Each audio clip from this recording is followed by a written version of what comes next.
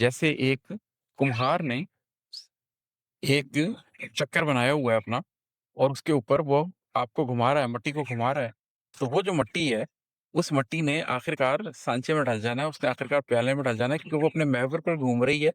اور اس کمہار کا فنکارانہ ہاتھ اس کو تشکیل دے رہا ہے۔ تو اگر آپ بھی اپنی ذات کے محور کو پہلے سمجھ لیں اور پھر رات دن صبح و شام مدتوں اس محور کے اوپر گھومیں، تو اللہ تعالیٰ آخرکار آپ کی بھی تخلیق کر دیتا ہے، تشکیل کر دیتا ہے۔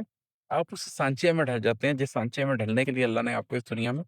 پیدا کیا ہوتا ہے۔ وقت لگتا ہے، مدت لگتی ہے، لیکن آپ ایک خاص سانچے میں اپنے آپ کو ڈال سکتے ہیں اگر سب سے پہلے آپ ذات کے محور کو آئیڈینٹیفائی کریں،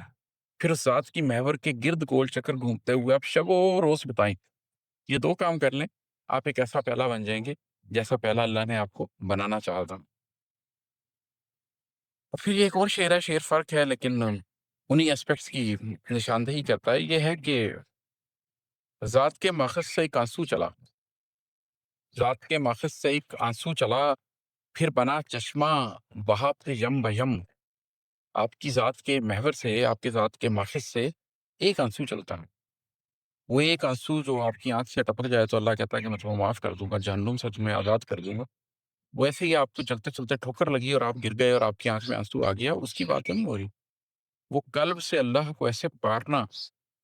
کہ آپ کی آنکھ سے آنسو بہہ نکلیں، آپ کی جلد نرم ہو جائے، آپ کا رواں رواں کھڑا ہو جائے اور آپ اللہ کے آگے حضوری کی حالت میں چلے جائیں۔ وہ جو ایک آنسو ہے نا،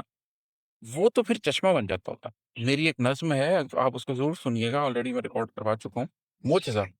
جس کے اندر میں نے حضرت اسماعیل علیہ السلام کا جو واقعہ ہے کہ کس طرح سے چشمہ پھوٹا، اور ایک شخص جو غم ہستی کے صحرا میں پھر رہا ہے اور اس کی ذات نے کبھی کچھ پایا ہی نہیں ہے،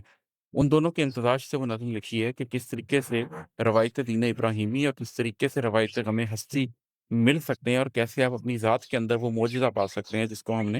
آج تک سنا ہے۔ تو اسی طریقے سے وہ ایک آنسو اگر آپ کی ذات کے اندر سے نکل جائے تو پھر وہ پہلے چشمہ بنتا ہے اور پھر وہ یم بیم بہتا ہے۔ یم بیم کا مطلب ہے دریا بدریا یا سمندر پر سمندر بہتا ہے وہ۔ تو ایک آنسو نہیں رہتا، وہ آنسو ایک چشمہ بن جاتا ہے، پھر وہ ایک چشمہ نہیں رہتا، وہ ایک دریا بن جاتا ہے، پھر وہ ایک دریا نہیں رہتا، وہ ایک سمندر بن جاتا ہے، پھر وہ صرف سمندر نہیں رہتا، وہ سمندروں سے سمندروں تک چلا جاتا ہے۔ تو وہ جو اللہ قلب مومن میں جب سماتا ہے تو اس کے بعد تو آپ کے قلب کو ایسی وسعت ملتی ہے کہ وہ ایک آنسو ایک پورا سمندر بن جاتا ہے، وہ ایک